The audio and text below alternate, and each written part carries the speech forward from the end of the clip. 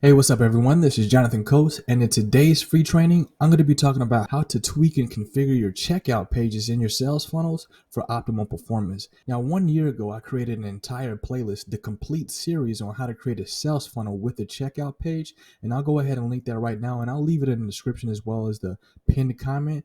But in that video, I basically show you how to create a sales funnel no matter your market, whether it be health, relationship, finance, doesn't really matter, and then how to optimize the different pages, how to set everything up, how to connect your autoresponder, how to connect your PayPal or your Stripe with the checkout page, and how to set everything up. In this video, I'm going to show you how to optimize everything so that you can boost the conversions. And you can use this video just as a go-to guide every time you want to scale up or do some split testing, like some A/B testing. You want to add different elements or try and experiment different stuff just to see if your conversions will go up. So I'm going to share with you different strategies in this video. I have a ton of different resources, and I'll be sure to leave that in the tools and the resources below. So I have different checkout page examples right over here at swipeworthy.com. This is a place where you can go to get reverse engineering, copywriting, and marketing influence from proven templates, all from direct response that's worked in the past from the last 150 to 200 years.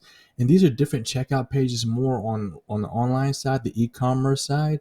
And there's different examples of here from pop-up offers to cross sales and upsells to order bumps. So there's a lot of different cool stuff in here that you can use as inspiration, and I'll be sure to leave this in the description, from Frank Kern all the way to Russell Bronson to Dan Kennedy. And also I have the checkout page for my course, The Home Business Blueprint. I'm just going to show you because it uses the same exact software essentially, which is Optimized Press, that I showed you in that series, how to create a sales funnel using a checkout page. And basically all you got to do here is just click on the different elements. You have columns, you have rows, and you have different sections that you can click on to customize it. You can add buttons, you can add different features, you can add checkouts, you can add order bumps, you can add countdown timers, you can change the payment methods, you can change the price point, you can change where it goes to. And on the right hand side here, as you can see, I have the bonus section for all the different bonuses that go with the course, and then security badges. So I just want to use this as a reference as I'm going along in the video. And then I have different videos here that accompany this video. So let's get started at the very top. The checkout page is one of the most important pages on your e-commerce site or your product page or your sales funnel. It's where your customers convert from visitors to buyers. So it's essential to make sure it's optimized for conversions. So here's some tips to optimize your checkout page for more sales. Now you want to make it mobile friendly. I have a video on this on how to optimize and boost your website using page speed insights from Google. And one of the first things I talk about is how to optimize your site so that it loads a lot quicker on mobile devices, because page speed insights actually gives you a performance results on how your page performs using mobile browsers and versus a desktop. Be sure to watch this. I'm going to link it right now and also have it in the tools and resources, but I give different references here on plugins that you can add to your website that helps things load a lot faster, because the longer things take to load, especially on the checkout page, the lower your conversions are going to be. So I just want to bring this to your attention as well. But more and more people are shopping online from their mobile devices, so it's important to make sure that your checkout page is mobile friendly. This means using a responsive design that will adjust to the size of the device being used. And there's a lot of different plugins for that, but if you're using Optimized Press, you should have no problem, especially if you're using the smart thing. Allow guest checkout. Now, not all customers want to subscribe and sign up and create an account before the checkout. By allowing guest checkout, you can make it easier for these customers to complete their purchases. And you can edit all of these different things in the settings when it comes to the optimized checkout. So let me just go ahead and show you real quick. I'm going to exit out of here. And on the left-hand side where you see checkouts, that's another feature that comes with the Optimized Press suite. So you got the dashboard, you got orders, recurring payments, products, coupons, and you can make those adjustments in the settings right here. And if you have any questions for any reason, you can always just click on help. But you just want to make sure that you have different options for folks. Again, if you want to have optimal performances, you need to account for the people who don't want to create an account, they just want to buy the product. You can always follow up with them in the future, especially if you leave your contact information in the product itself. You're going to be able to follow up with them. So you don't necessarily need to always have them sign up, but it's important to have that option. Reduce the number of form fields. Now, I came back to this page because I just want to show you the different elements. So I'm going to click on Edit with Optimized Press. But basically, the fewer form fields that you have, the less likely customers are to abandon their checkout. Only ask for essential information such as the name, email address, shipping address, So just stuff that you absolutely need in order for them to check out. Now, right here, I got contact information, the billing address. I can always come through here and make the necessary adjustments that I need. And if you click on any one of these different elements here, you have this toolbar that comes up where you can make different changes. Or if you just want to change the section entirely, just click on any one of these fields, and you can always go over on the left-hand side and just make those adjustments. So you want to just make sure that you have as few form fields that you need in order to make sure that you have a seamless customer experience from the checkout page to the point of purchase. And the best way to do that is just give them the path of the least resistance. Another thing is you want to use a single checkout process. A single page checkout process is easier for customers to follow and less likely to cause them to abandon their purchase. When you have multiple different pages that people have to go through just to check out, you got one page where they're filling out their credit card information, the next page they're putting in their shipping details, you ask them all these other questions, then you're more likely to have people abandon the purchase because folks can get frustrated, especially in a day and age where the attention span is very low. So if you're going to have something like that, just make sure that they're very well invested beforehand before having them go through something like that. And there's different examples on Swipeworthy of one-page checkouts. So if you go up here, as you can see, one-page checkout and pop-up offer from Matt Val. So just be sure to go through here after you're done with the video. You want to offer multiple payment options. So you got different variety of choices, whether it be Stripe, PayPal, they can put in their credit card, they can put in their debit card. You can even have a choice where folks can even wire you the money through Western Union. Not all customers want to pay with the same method. If you have the choice by offering multiple payment options, you make it more likely that customers will be able to complete their purchase. You can even have folks call a 1-800 number and have a customer agent answer the call and have them walk them through the checkout process. There's a lot of different ways that you can go about changing the different payment options. You want to display security badges. Now, I mentioned this earlier, but this does boost the credibility and it provides a sense of security for the user. You want to make sure that you have these visible, especially near where it says complete my order.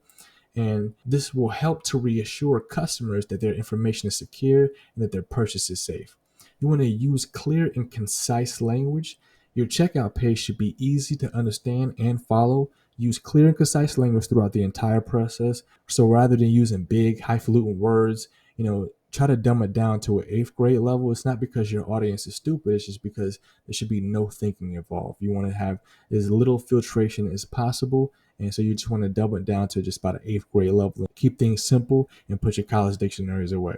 Show the customer's progress. This is definitely an option. You do have this ability to add this too as well. If you just click on the elements up here and just scroll down, you find all of these different features that you can add to your checkout page, including the customer's progress as well as a countdown timer. But I also have a video where I talk about the countdown timer on how to boost your conversions in the sales funnel. It's a free urgency boosting software, but you can include this in your email sequences as well as your bonus page and even your checkout page. But you just want to make sure that when it does go to zero, that it's actually expired and that person doesn't have access, because if it just resets, you lose all credibility. So you don't want to have a countdown timer that just resets when it goes to zero, or if someone just goes to it again or they log out and try to log in from a different browser. You need to have the countdown timer to be able to detect the IP address, because again, you just want to maintain your credibility when you're using urgency boosting softwares like that. You can offer live chat support. This is an option that you can choose also, as well as an optimized press. But if customers have any questions or problems during the checkout process, they should be able to get help quickly and easily. So you can put the different messenger button on there. And Facebook has this option as well, where you can just add that code onto the page. That way it'll pop up right away when they're on the page. They'll see the messenger box and they just click on that. It'll send a message directly to your Facebook business page. Or you can use AI assistant tools. There's a lot of different programs for that, and I even have a video for that. You can offer live chat support to help customers resolve any issues and make the checkout process that much easier. You can use psychological triggers. There's a number of different psychological triggers that you can use to increase the conversions on your checkout page. For example, you can use urgency by displaying a countdown timer, like I said earlier, or by offering a limited time discount. And in this video too, by the way, I give you 2 different countdown timers. So there's one and there's another one that I'll share with you called motion mails. So just be sure to check this video out when you're done here. And you can also offer limited time discounts. So all in all, by following these tips, you can basically optimize your checkout pages for more sales. And you just want to make sure that you remember to test and iterate your checkout process to see what works best for your customers, especially when you're doing split testing. And I have a video on that, on how to split test, A/B test using Google Optimize. And I'll try to link that as well. But you just want to constantly go in and measure your performance and just tweak and make changes and compare one page against the next. always split testing and do A/B testing. Some additional tips: you can personalize the checkout process, and this can basically be done by using the customer's name, the shipping address, or past purchase history. So if folks have already bought from you before, you can have an autofill option where their address just fills out right away. You can send up follow-up emails. I have an entire playlist on email marketing, and I'll be sure to link that as well. This is a great way to thank the customers for their purchase. In fact, I not only encourage this, but I feel like that this should be mandatory. This can something incentivize them to shop with you again. All right. So yeah, that's pretty much it for this video. By following these tips, you can create a checkout process that's easy to use, secure, and engaging. This will help you to increase conversions and boost your sales. Also, I forgot to mention that you can offer upsells and cross sells. I have a video on that, creating multiple offer profitable marketing sequences. But basically, an upsell is a product that complements the main purchase, congruent with the main offer, and it's something that makes things a lot more easier. It really complements the purchase for your user. So you can offer different upsells and cross sells and even downsells. All right. So that's pretty much it for this video. I hope you enjoy it. Be sure to check out the Swipe Worthy website where they got different examples of checkout pages of proven templates that have worked in the past. And also subscribe to the channel if you haven't already. And if you like content like this, then I highly recommend that you check out my website, jonathancoast.com. I talk about everything when it comes to generating traffic and increasing sales. And be sure to take a look at the tools and the resources below. I have absolutely everything that I included in this video, including the Google Docs as well as those other 3 videos that I mentioned. And with that said, I will see you in the next video. See you then.